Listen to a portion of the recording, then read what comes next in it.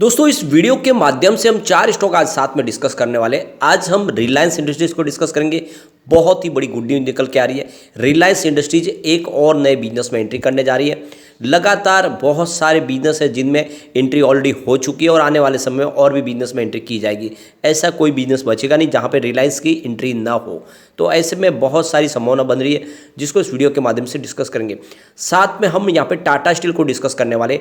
Tata steel जिसने अपना result बताया, रिजल्ट के बाद में काफ़ी ज़्यादा वातावरण निगेटिव बना, लेकिन उसके बावजूद भी टाटा स्टील में शानदार तेजी बन रही है और टाटा स्टील में इस समय खरीदारी भी काफ़ी अच्छी हो रही है। तो क्या इस समय में टाटा स्टील में इन्वेस्टमेंट करना चाहिए, क्योंकि बड़े मर्जर प्लान के साथ टाटा स्टील आगे बढ़ रही है। इसके अलावा हम टाटा पावर को डिस्कस करने वाले। टाटा पावर इस लेवल पे काफ़ी मजबूत लग रही है और आने वाले समय यहाँ पे तेजी शानदार बन सकती है। तो टाटा पावर जो काफ़ी करेक्ट हो चुका है, क्या इस समय एंट्री करनी चाहिए। साथ में एक और कंपनी को डिस्कस करने वाले जो बहुत ही ज़बरदस्त बोनस देने जा रही है। कंपनी लिस्टिंग होकर भी सिर्फ 4 महीने हुए, काफ़ी ज़बरदस्त रिटर्न दे चुकी है और अब बोनस भी देने जा रही है। तो इन सारी बातों को समझेंगे इस वीडियो के माध्यम से। सबसे पहले रिलायंस इंडस्ट्रीज की अगर बात करें तो अभी बाजार शुरू है, लगभग 12:30 बजे के आसपास का टाइम है। स्टॉक 2885 के आसपास है, जहाँ पे 1.17% की शानदार तेजी है। रिलायंस इंडस्ट्रीज अब शानदार तेजी से आगे बढ़ रहा है और पिछले कई समय से स्टॉक में कोई तेजी बड़ी बनी नहीं थी। एक समय स्टॉक दौड़ा था, लेकिन उसके बाद में सरकार ने विंडफॉल टैक्स लगाया, उसके बाद में फिर से गिरावट हुई, स्टॉक नीचे आया।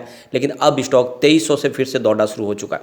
अब यहाँ पे रिलायंस इंडस्ट्रीज ने एक बड़ा डिसीजन है। रिलायंस इंडस्ट्रीज सैलून बिजनेस में भी एंट्री करने जा रही है और यहाँ पे कंपनी की तरफ से इसके लिए नेचुरल सैलून एंड स्पा चलाने वाली एक जो कंपनी है, groom India salon and spa, उस कंपनी में एक बड़ी हिस्सेदारी खरीदने की तैयारी कर चुकी है। अब इस कंपनी की बात करिए, लैक्मे ब्रांड्स और एनरिक के साथ में इसकी डायरेक्ट कंपटीशन है।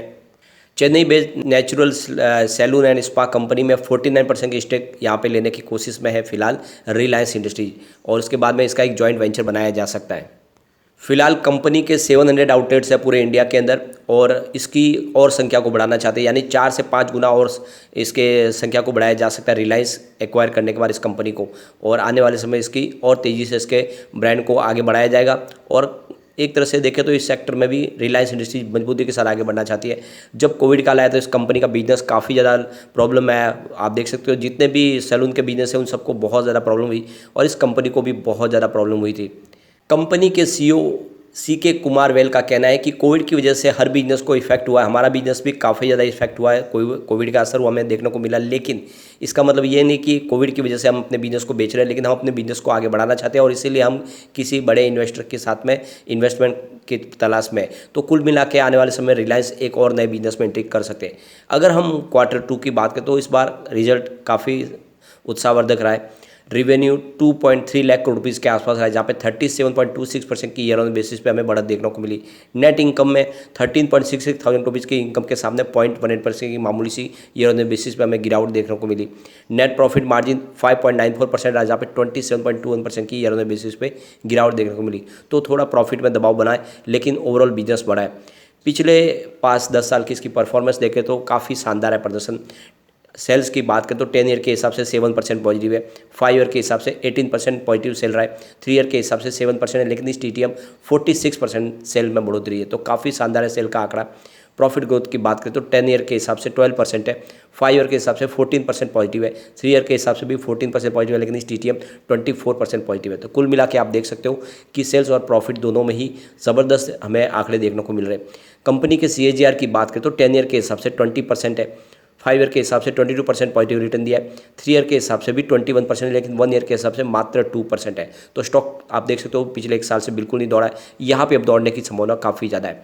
कंपनी के ROE को भी देखें तो 10 ईयर के हिसाब से 10% है, 5 ईयर के हिसाब से 8% है, 3 ईयर के हिसाब से 9% और लास्ट ईयर 8%। तो ROE में भी आपको थोड़ी सी कमी दिखाई देगी। ओवरऑल एंट्री का मौका बनता है। आपको रिलायंस में इस समय इन्वेस्टमेंट करना चाहिए। जिस तरह से कंपनी मजबूती से अपने बिजनेस को आगे बढ़ा रही है, सिर्फ ऑयल का जो बिजनेस था उसको छोड़ के कंपनी अब बहुत सारे बिजनेस करने लगी है। रिटेल सेक्टर में मजबूती के साथ आगे बढ़ रही है। 5G के दम पे कंपनी बहुत बड़ा कमाल कर सकती है, क्योंकि 80% की हिस्सेदारी 5G में सिर्फ रिलायंस की है, जियो की। ऐसे में आपको निवेश बिल्कुल कर लेना चाहिए। आने वाले समय इसके बहुत ही शानदार इसके टारगेट हमें देखने को मिल सकते हैं। अब हम चलेंगे टाटा पावर की तरफ। फिलहाल स्टॉक की प्राइस 227 पर है, 12:30 के आसपास का टाइम है। कोई भी अपडाउन हमें देखने को नहीं मिल रही है स्टॉक के अंदर। लेकिन यहाँ पे टाटा पावर की बात करें, टाटा पावर सोलर पावर और साथ में ईवी चार्जिंग के ऊपर बहुत तेज़ी से आगे बढ़ रही है और एक बहुत बड़ा इन्वेस्टमेंट करने जा रही है। आने वाले 5 साल में कंपनी 75,000 को भी इसका बड़ा निवेश करने जा रही है। यहाँ पे जो लेटेस्ट अपडेट है, दिल्ली कैंट में इंडियन आर्मी के लिए ईवी चार्जिंग इस्टेब्लिश करने का एक बड़ा इनको कॉन्ट्रैक्ट मिला है। आप देख सकते हो कि कंपनी यहाँ पे ईवी चार्जिंग इस्टेब्लिश करेगी और एक तरह से देखें तो ईवी चार्जिंग में इनका काम बहुत तेज़ी से आगे बढ़ रहा है। ऑलरेडी बहुत सारे इन्होंने बिजनेस टाइप कर लिए, बहुत सारी पेट्रोल पंप की कंपनियों के साथ में, 2 व्हीलर्स और 4 व्हीलर्स के जो शोरूम है उनके साथ में, ऐसे बहुत सारे रियल एस्टेट कंपनियां जिनके साथ में बिजनेस टाइप करके वहाँ पे ईवी चार्जिंग इस्टेब्लिश किए जा रहे हैं। तो काफ़ी तेज़ी से कारोबार बढ़ रहा है। इसके अलावा सोलर रूफटॉप में कंपनी बहुत तेज़ी से आगे बढ़ी है। पिछले दिनों राजस्थान समिट हुआ था, उसमें यहाँ पे टाटा पावर ने 10,000 मेगावाट के एक बड़े इन्वेस्टमेंट की घोषणा की है राजस्थान के लिए, जो आने वाले 5 साल में करेंगे। तो आप देख सकते हो कि ग्रीन एनर्जी के पोर्टफोलियो में टाटा पावर बहुत तेज़ी से आगे बढ़ रही है और इस वजह से आने वाले समय इनकी प्राइस भी तेज़ी से बढ़ती हुई आपको दिखाई दे सकती है। टाटा पावर की बात करें, यहाँ पे शेयर खान ने इसका 260 का टारगेट दिया हुआ है और शेयर खान का कहना है कि इस लेवल पर कंपनी मजबूत है और जिस तरह से इस बार इन्होंने रिजल्ट दिखाया, रिजल्ट काफ़ी शानदार है क्योंकि कंपनी ने अपने लॉस में कमी किया जो बुंद्रा का इनका बिजनेस है। इसके अलावा ओडिशा डिस्कॉम से इनको रेवेन्यू आना शुरू हो चुका है और इनका जो रिन्यूएबल एनर्जी का बिजनेस है वो भी काफ़ी शानदार प्रदर्शन कर रहा है। यहाँ पे इनके सीईओ की तरफ से बड़ा बयान दिया गया। कंपनी का कहना है कि आने वाले समय में जो इनका ग्रीन एनर्जी का जो बिजनेस है वो सारी सब्सिडरी कंपनी को टाटा पावर ग्रीन एनर्जी के बिजनेस में ये शामिल कर लिया जाएगा, यानी एक तरह से इनका बड़ा मर्जर होने वाला है। ऐसे में आने वाले समय कंपनी की परफॉर्मेंस में बहुत सारा सुधार हो सकता है। तो लॉन्ग टर्म का नजरिया लेके आपको टाटा पावर में बिल्कुल इन्वेस्टमेंट करना चाहिए। यहाँ पे अगर हम कंपनी के रिवेन्यू की बात करें तो Q2 में 14.03 थाउजेंड को भी निकल कर आया, जहाँ पे 40.16% की हमें ईयर ऑन ईयर बेसिस पे बढ़त देखने को मिली। नेट इनकम की बात करें तो 819.09 को भी निकल कर आई है, जहाँ पे 94.32% की ईयर ऑन ईयर बेसिस पे हमें बढ़त देखने को मिली। नेट प्रॉफिट मार्जिन 5.84% रहा है, जहाँ पे 38.72% की ईयर ऑन ईयर बेसिस पे बढ़त देखने को मिली। तो कुल मिला के देख सकते हो रिजल्ट बहुत ही ज़बरदस्त रहा है और इस रिजल्ट के दम पे कह सकते हैं कि अब टाटा पावर में बहुत बड़ी तेजी आ सकती है। तो लॉन्ग टर्म का नजरिया लेके आपको टाटा पावर में इन्वेस्टमेंट करना चाहिए। मुझे लगता है आने वाले 3 साल में ये 1000 को आराम से टच कर सकता है। अब हम बात करेंगे टाटा स्टील की। टाटा स्टील में आज शानदार तेजी बनी हुई है। स्टॉक 103 पर है, जहाँ पे 1.27% की तेजी अभी लगभग 12:30 के टाइम में। स्टॉक काफ़ी शानदार लग रहा है। आप देख सकते हो पिछले 5 दिन में देखें तो 2.43% की हमें तेजी देखने को मिली है, जबकि बहुत सारे रिसर्च एनालिस्ट हैं जो कह रहे थे कि अब यहाँ पे बहुत बड़ी गिरावट होगी क्योंकि कंपनी ने इस बार रिजल्ट में कुछ कमी दिखाई है। देख सकते हो कि स्टील सेक्टर काफ़ी ज़्यादा प्रभावित हुआ है इंटरनेशनल रीजन की वजह से, जहाँ पे रसिया यूक्रेन का युद्ध चल रहा है। अमेरिका में देखें तो इन्फ्लेशन का प्रॉब्लम है, यूके में भी प्रॉब्लम चल रही है। इसकी वजह से इनका बिजनेस काफ़ी इफेक्ट कर गया, लेकिन डोमेस्टिक मार्केट में कंपनी ने बहुत ही शानदार प्रदर्शन किया। अगर हम रिजल्ट की बात करें तो इस बार आंकड़े काफ़ी निराशाजनक रहे। कंपनी का रिवेन्यू Q2 में 60.21 थाउजेंड को भी निकल कर आया, जहाँ पे 0.13% की गिरावट देखने को मिली हमें ईयर ऑन ईयर बेसिस पे। नेट इनकम 1.51 थाउजेंड को भी निकल कर आई, जहाँ पे 87.29% की बहुत बड़ी गिरावट देखने को मिली हमें ईयर ऑन ईयर बेसिस पे। नेट प्रॉफिट मार्जिन की बात करें तो 2.52% रहा, जहाँ पे 87.25% की गिरावट देखने को मिली हमें ईयर ऑन ईयर बेसिस पे। तो ये रिजल्ट इस बार काफ़ी निराशाजनक रहा और इसके पीछे सारी वजह है वो इंटरनेशनल है, क्योंकि कंपनी का कारोबार विश्व के बहुत सारे देशों में ऐसे में इफेक्ट देखने को मिला रिजल्ट में, लेकिन इंडिया के बाजार में शानदार प्रदर्शन किया है और अब कारोबारी गतिविधियां शुरू हो चुकी है। आने वाले समय डेफिनेटली यहाँ पे तेजी बनेगी। यहाँ पे आईसीआईसीआई डायरेक्ट की तरफ से भी बाय की कॉल दी गई है और उन्होंने जो टारगेट दिया 110 का, यानी जल्दी ही हमें 110 का टारगेट देखने को मिल सकता है।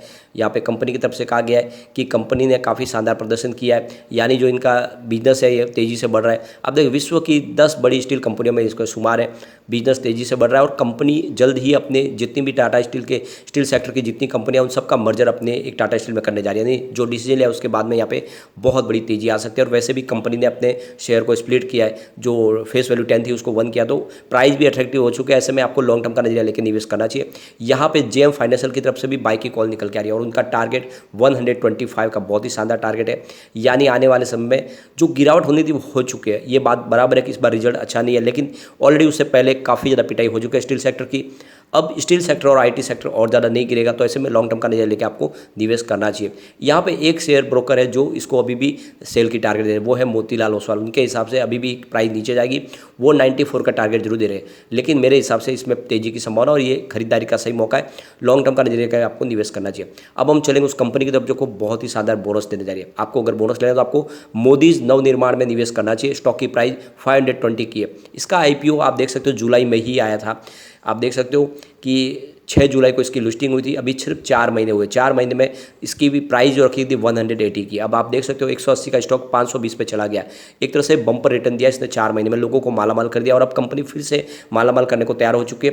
3:1 के रेशियो में शेयर बोनस देने जा रही है, यानी आप समझ सकते हो कि कंपनी एक शेयर के ऊपर 3 शेयर बोनस देगी। लोगों को इस बार फिर से मौका मिल चुका कमाने का, तो लॉन्ग टर्म का नजरिया लेके आप भी इसमें इन्वेस्टमेंट करें, क्योंकि कंपनी भी शानदार तरीके से प्रदर्शन भी करी और इस बार बोनस भी मिलने वाला है।